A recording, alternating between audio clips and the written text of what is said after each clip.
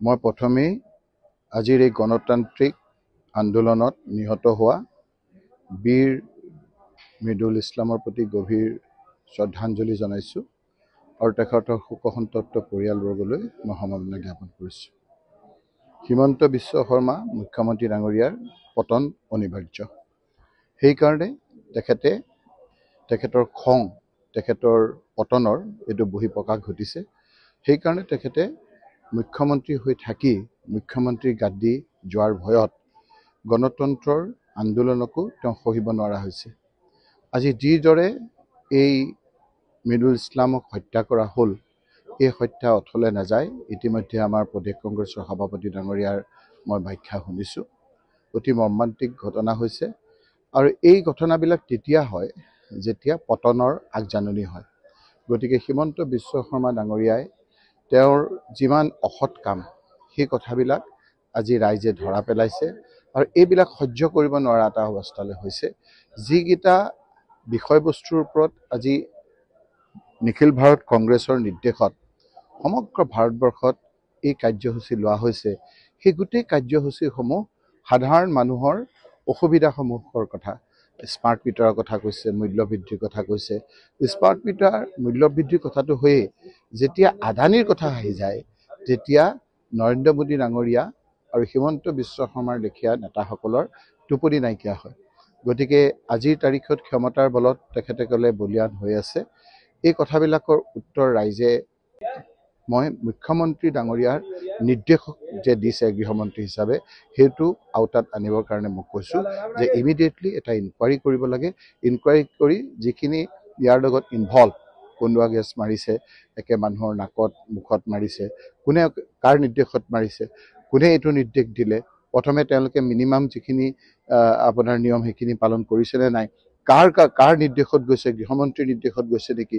গতিকে গৃহমন্ত্ৰীক আওতাত আনি আজি এই কেছটো দিলে হয়তো তেওঁ ক্ষমতাৰ বলত এইখিনিত ঢাপি থুপি থৈ দিব, কিন্তু ইয়াৰ বিচাৰ আমাৰ তেওঁৰ ক্ষমতা যোৱাৰ লগে লগে হ'ব। এই কথাটো আজি আপোনালোকে দিল্লীত মই অতি আমি মৰ্মাহত হৈছোঁ। আমাৰ লোকসভা চলি থকাৰ কাৰণে আমি আজি যাব নোৱাৰিলোঁ। মই তেখেতৰ ঘৰলৈকো যাম ইয়াৰ পৰা গৈ। গতিকে তেখেতৰ এই ত্যাগক আমি অথলে যাবলৈ নিদিওঁ। তেখেতৰ প্ৰতি গভীৰ শ্ৰদ্ধাঞ্জলি জনাইছোঁ আৰু তেখেতৰ শোকসন্তপ্ত পৰিয়ালবৰ্গলৈ গভীৰ সমবেদনা জ্ঞাপন কৰিছোঁ।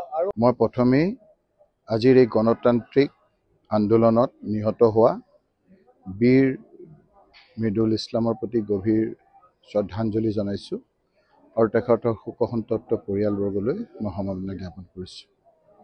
হিমন্ত বিশ্ব শৰ্মা মুখ্যমন্ত্ৰী ডাঙৰীয়াৰ পতন অনিবাৰ্য। সেইকাৰণে তেখেতৰ খং, তেখেতৰ পতনৰ এইটো বহিঃপ্ৰকাশ ঘটিছে।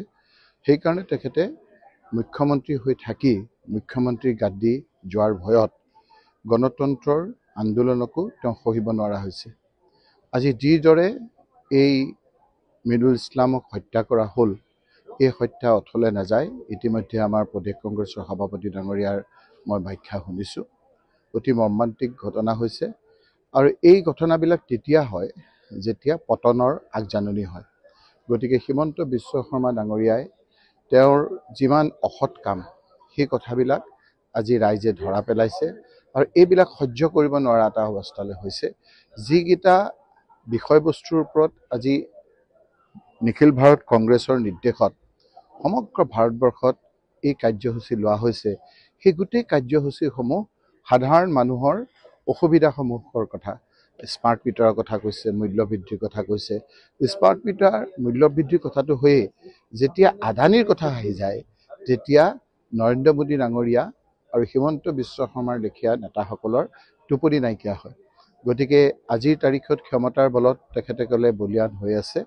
এই কথাবিলাকৰ উত্তৰ ৰাইজে, মই মুখ্যমন্ত্ৰী ডাঙৰীয়াৰ নিৰ্দেশ যে দিছে গৃহমন্ত্ৰী হিচাপে, সেইটো আওতাত আনিবৰ কাৰণে মোক কৈছোঁ যে ইমিডিয়েটলি এটা ইনকুৱাৰী কৰিব লাগে।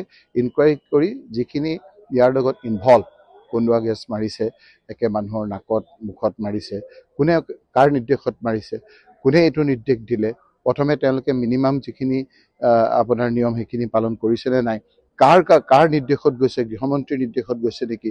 গতিকে গৃহমন্ত্ৰীক আওতাত আনি আজি এই কেছটো দিলে হয়তো তেওঁ ক্ষমতাৰ বলত এইখিনিত ঢাপি থুপি থৈ দিব, কিন্তু ইয়াৰ বিচাৰ আমাৰ তেওঁৰ ক্ষমতা যোৱাৰ লগে লগে হ'ব। এই কথাটো আজি আপোনালোকে দিল্লীত মই অতি আমি মৰ্মাহত হৈছোঁ। আমাৰ লোকসভা চলি থকাৰ কাৰণে আমি আজি যাব নোৱাৰিলোঁ। মই তেখেতৰ ঘৰলৈকো যাম ইয়াৰ পৰা গৈ, গতিকে তেখেতৰ এই ত্যাগক আমি অথলে যাবলৈ নিদিওঁ। তেখেতৰ প্ৰতি গভীৰ শ্ৰদ্ধাঞ্জলি জনাইছোঁ আৰু তেখেতৰ শোকসন্তপ্ত পৰিয়ালবৰ্গলৈ গভীৰ সমবেদনা জ্ঞাপন কৰিছোঁ।